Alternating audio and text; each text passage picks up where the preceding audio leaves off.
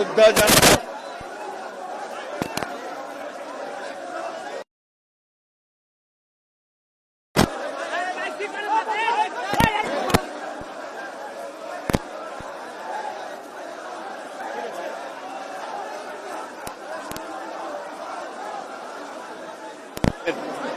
মাজারে শ্রদ্ধাঞ্জলি অর্পণ করতেছে। আজকে তারই পাশে শুয়ে আছেন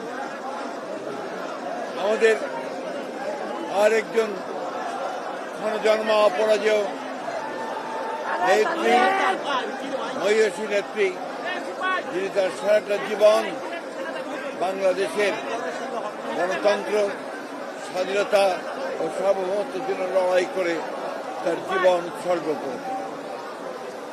শহীদ প্রেসিডেন্ট জিয়া রহমান বাংলাদেশের রাজনীতিতে একটি এমন নাম, যে নাম প্রতি মুহূর্তেই স্মরণ করতে হয়, যিনি বাংলাদেশের স্বাধীনতা ঘোষণা করেছিলেন, পরবর্তীকালে বাংলাদেশের গণতন্ত্রকে এবং বহুদলীয় গণতন্ত্রকে তিনি পুরো প্রবর্তন করেছিলেন, সংবাদপত্রের স্বাধীনতা নিশ্চিত করেছিলেন, বিচার বিভাগের স্বাধীনতাকে নিশ্চিত করেছিলেন এবং অর্থনীতিতে একটা বটমলেস বাস্কেটে ভবিত হওয়া বাংলাদেশকে সমৃদ্ধির অর্থনীতিতে পরিণত করেছে।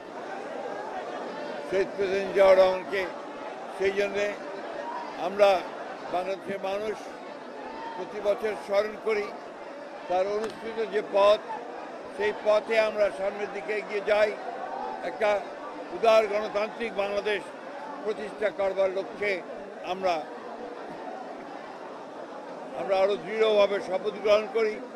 এবং আজকে যখন ফেব্রুয়ারি মাসে 12 তারিখে নির্বাচন ঘোষিত হয়েছে, একটি ছাত্র গণতার অভ্যুত্থানের মধ্য দিয়ে যখন ফ্যাসিস্ট হাসিনা পালিয়ে গেছে, তখন আবার নতুন করে ধ্বংসপ্রাপ্ত অর্থনীতির বাংলাদেশকে গড়ে তোলার জন্য, গণতন্ত্রকে প্রাতিষ্ঠানিক রূপ দেওয়ার জন্য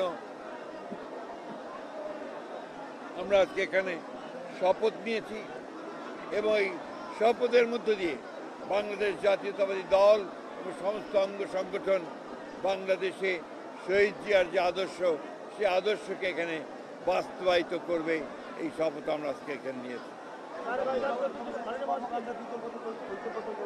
আমরা